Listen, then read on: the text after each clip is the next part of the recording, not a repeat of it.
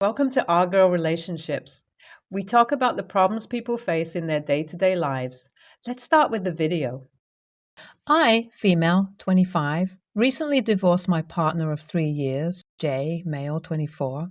However, neither of us fell out of love, and the divorce was mostly caused by family pressure, especially from my mother-in-law. S, J, and I came from different racial backgrounds, and that wasn't accepted by S, as she was the matriarch of the family. Literally everybody listened to her, or had to listen to her, no matter what. When S found out about our relationship, she didn't out and out forbid J from dating me. She's too PC for that. But she made a lot of passive-aggressive comments, constantly undermined our love, and frequently told Jay in private that I wasn't good enough for him. The most annoying part about this is that S believes that she's cool with people and open-minded, but her version of open-mindedness is like making posts on social media and calling out vehement racists. However, she has internalized certain prejudices and they bleed through in the way she speaks to me or how she talks to Jay about me. It was tough. Both of us wanted to persevere through this, and in 2022, Jay proposed to me. It was one of the happiest moments of my life, and I said yes. Naturally, S didn't take it too well. It was already bad enough when we were dating, but now she might have to have a daughter-in-law from a completely different race and culture. Yet again, none of this ever came out of the woodwork directly, but manifested itself in different ways. First, she said that she and her husband won't be able to chip in for the wedding, despite my father-in-law-to-be asking us about venues and helping us budget a week before she said this. But nobody goes against S, and I guess she had decided that chipping in for the wedding would be an unnecessary expense, so her husband had to agree too. Whatever, we never needed her money. Jay's father had offered until S made him take it back. IMAO. Next, she made up excuses to not come to the wedding if it would be in the locality where I grew up. I wonder why. Then she made a lot of comments about whether or not I'll have a lot of guests over from my side of the family, despite knowing full well that I'm estranged from my family.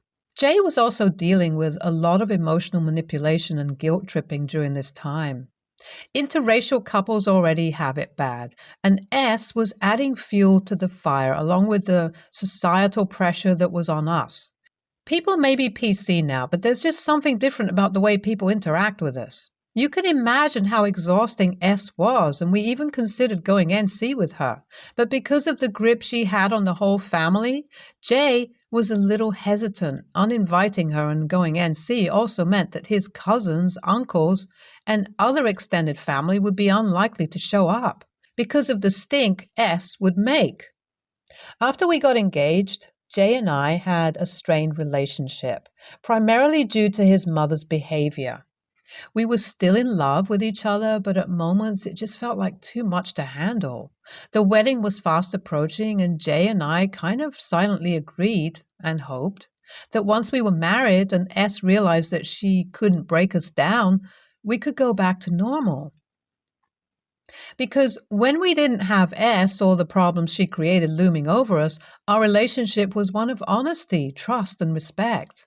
Eventually, we got to D-Day, and I was excitedly waiting to walk down the aisle and start my life with Jay.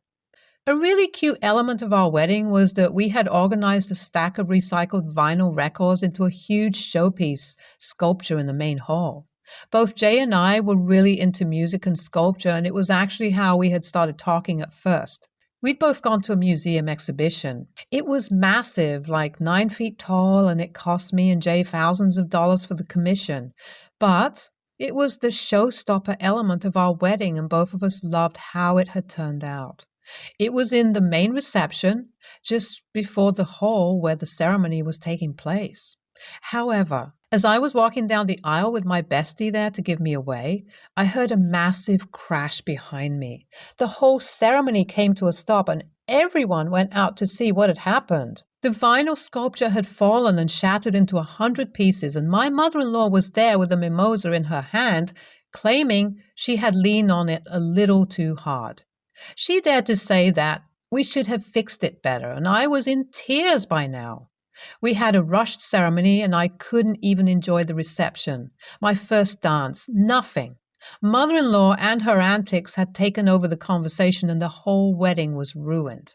I think this was the straw that broke the camel's back. I realized that S was so narcissistic and entitled that we would never be able to enjoy life together. I agonized over it for a week, but my mind was made up. I told Jay my reasoning and served him papers. He was heartbroken, but also didn't try to hold me back. It made sense, and he didn't want to see me unhappy. And, would you believe it, mother-in-law called me after she found out the news. She asked me if there was anything she could do to help, but I could sense the victory in her voice. She had won and was gloating by calling and hearing me be miserable. Since I was cutting all ties, I should probably have given her a piece of my mind, but I just said yes, yes, along until she cut the call. On the day I moved out, Jay hugged me and said, "I respect your decision, OP. I can't say I would have done anything differently, but if I ever get the chance, I'll win you back." It was tough to say goodbye. A month after this, I was in my apartment and trying to get my life back on track when I got a text from Jay. Surprised, I opened it to see the link to a Google Drive, and it was filled with a bunch of chats showing S making extremely problematic comments and jokes. Jay then explained that he'd gotten these from family GCs and through relatives who, while too scared to confront S directly, were more than willing to help Jay call her out. This wasn't even the end of it, though, because he told me that S was a struggling kleptomaniac, which was an open secret in the family. However, S's friends and social circle weren't aware of this, and he intended to gossip about this with them too. The thing is, the circles S runs in are like hungry sharks. So even if Jay mentions one tidbit about it, the rumors will get so far out of hand that S will also be considered an outcast. With how conscious of appearances S is, I knew having these chats and gossip would ruin her image. As I said, her whole identity was that of a savior and an educated, down-with-it person. Jay asked me if would I give him another shot if he leaked the chats and told everyone about his mother's dirty secret. I thought it over and said yes. Naturally, all hell broke loose. Jay made a long post talking about his experience with a crazy helicopter parent, posted all the evidence, and then told his family that he's going NC with his mother and doesn't care if they talk to him or not. He started like a whole damn revolution in the family, though, because a lot of people wanted to cut S out of their lives. It just took one person with the guts to do it for the floodgates to open. I went over to Jay's place and we spoke about our future, and it's clear the feelings are still there. But some part of me feels guilty for ruining a person's life like this. Even worse, I researched more about kleptomania, and it's a legitimate disorder.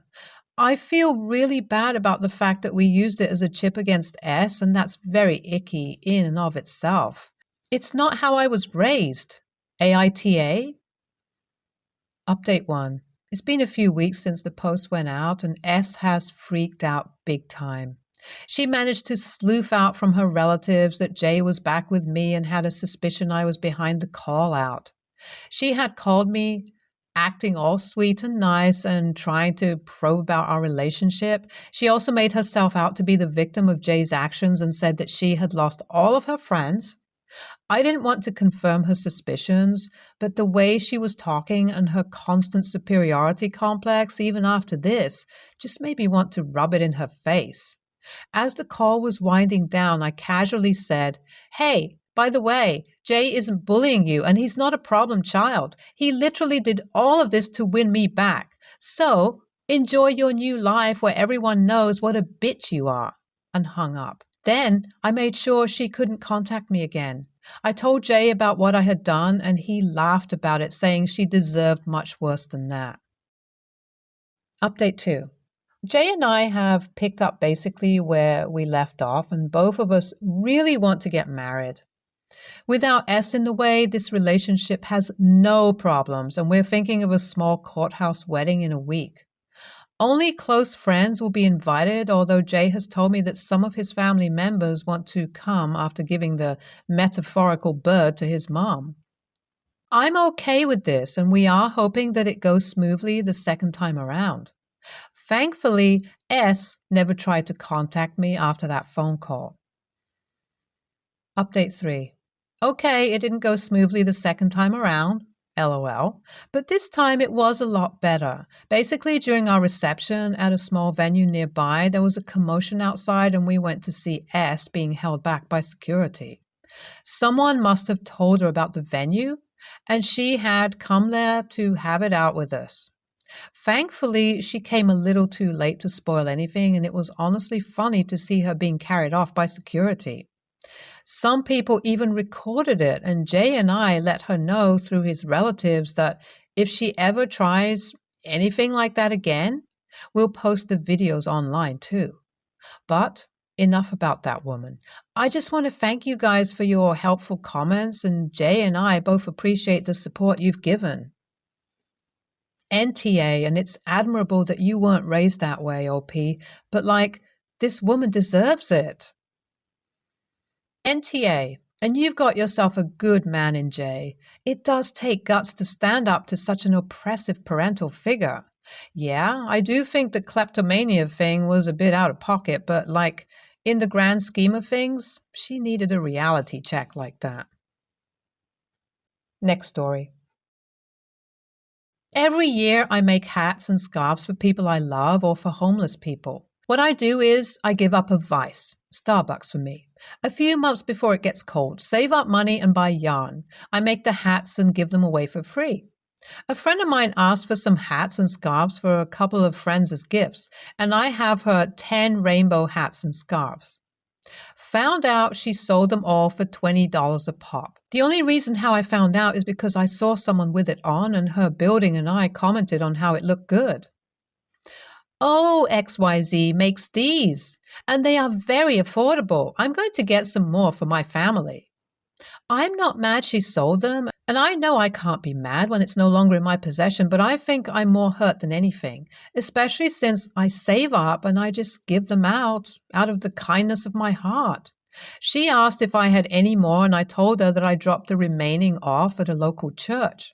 It's true. She then asked if I could make a blanket for her daughter, and I told her no. She asked why, and I told her the reason is because she lied to me and was selling something that I didn't intend to sell. She went on about how she needed the money, and since I wasn't selling them and didn't really want them, she could sell them. And I'm an a-hole for not making the blanket because we have been friends forever. I don't think I'm an a-hole, but wanted an outside opinion. Am I being dramatic? No hate, please. Just some added things that keep coming up. 1. If she would have told me she wanted to sell some because she needed the money, I would have given it to her to sell or given her some cash. 2. I didn't post it for attention. I didn't want to talk to my partner or family members about it because it would have gone into a thing of, you're too nice. Why would you do that, etc. Just wanted an outside opinion. 3. Thanks for the offers privately. I don't do it to get money or anything. Honestly, if you drink Starbucks, have a nice coffee with sweet cream in my name. It's Lee. Or buy a hat you can afford and give it to someone in need. 4. I don't sell stuff because I'm overly critical and I wouldn't enjoy doing it. That's why I just try to set time aside when I have time to enjoy doing it. If I accepted donations or anything like that and mess up, I would feel horrid. That's why I do it the way I do. I won't feel bad for wasting someone's money because it's my money to waste. Again, I appreciate the offer. NTA. Your friend is both duplicitous and not using much of her old noggin there. It doesn't exactly take a rocket scientist to know that if you're going to run a scam adjacent grift like this, you don't sell the items locally. I think they teach that in Chicanery 101. In other words, there's no upside to continuing this friendship. She's morally gray at absolute best, and she's got room temperature IQ to boot. Nothing but pain ahead. Consider her dumped. NTA, she lied to you and used you. She didn't tell you that she was going to sell your work and misled you into believing that you were making them for family and friends. The kicker is that she received a 100% free item and was able to keep 100% of the profits from selling it. And when you saw someone in it, she had the nerve to lie and not even tell the unsuspecting person that you made it. That's the part that burns my soul. She has every intention of lying to you and using you again. Here you are, foregoing Starbucks and saving up your own personal funds to give to those less fortunate, and she couldn't even say, hey, let me give you some money towards your materials or donate to your cause. Straight ripped you off and tried to emotionally manipulate you by saying you didn't really want them when she made a personal request to give them as gifts, and then trying again to manipulate you by asking you to make a blanket for her baby, which she'd probably sell too and lie about it. I'd seriously consider keeping that friendship to a minimum, and kudos to you for using your talents to help those less fortunate. Next story. Yesterday was my niece's first birthday, and originally the plan for the cake was for my father-in-law to buy a store-bought cake. When my father-in-law mentioned he was buying a store-bought cake for the party, I asked if I could bake the birthday cake and smash cake instead. My father-in-law was thrilled at the idea and requested that it be a surprise to my sister and brother-in-law. I saw no issue and agreed. Over the past week, I have spent countless hours on this cake. Going in, I have very high expectations for the cake, and although I did not meet those high expectations, I'm still happy with the cake and 100% believe it is better than the store-bought cake. Yesterday at the party, when it was time to bring out the cake, my father-in-law took the cake out of its hiding spot and brought it into the main area of the party. When my brother-in-law saw the cake, he had a big smile and seemed really happy. However, when my sister-in-law saw the cake, she looked mortified. Quickly, my sister-in-law threw on a fake smile and asked my father-in-law about the cake. Probably my father-in-law announced that I was the one who made the cake. My sister-in-law gritted her teeth the entire time we sang happy birthday and refused to even try the cake for the whole party. After I left, I was bombarded with messages from my sister-in-law and brother-in-law. The messages were everything from I intentionally sabotaged her daughter's first birthday party to because of me, all the photos of her daughter's first birthday are ruined by the stain of my trashy cake. I didn't know what to say, so I just screenshot all of the texts and sent them to my husband, who's currently overseas for the military. After I did that, everything was just blown up. It feels like brother against brother, and like my parents-in-law are just trying to play both sides. Every Saturday, we usually do a family day. Usually, we all eat a bunch of good food and do some kind of activity together. But this morning, my father-in-law asked me to sit out of this week's family day out, and I'm crushed. Honestly, I was just trying to be nice and make my niece's birthday even more memorable. I was not trying to take the day away from her, but it feels like everyone's against me, and I think I might be the ass. Edit. My profile picture is the cake, and the theme of the party was cowboys in Texas. That's why there is the Texas Longhorn and Sheriff's badge. I'm going to say YTA. You know, you have a rocky relationship with sister-in-law. You never should have agreed to the surprise cake. The cake is beautiful and in no way tacky, but I'm guessing sister-in-law feels like this was an attention grab on your part. Now everyone at the party is commenting on the awesome cake that you just happened to whip up. A store-bought cake wouldn't have upstaged the party, and while it obviously wasn't your intent, I'm sure it did basically ruin her daughter's party for her, and when she thinks back on it, this will always stand out. I'd say father-in-law is also an AH, maybe just a clueless one, but you never should have gone along with it.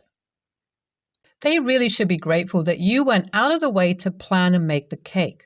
Also, FK, your father-in-law, for going along with the idea for you to bake the cake, and then not backing you up after your in-laws threw a fit at the party. Then father-in-law has the nerve to disinvite you from family day. It seems like there is some deeper grudge being held here over something. NTA. Stay tuned for more stories from our girl relationships.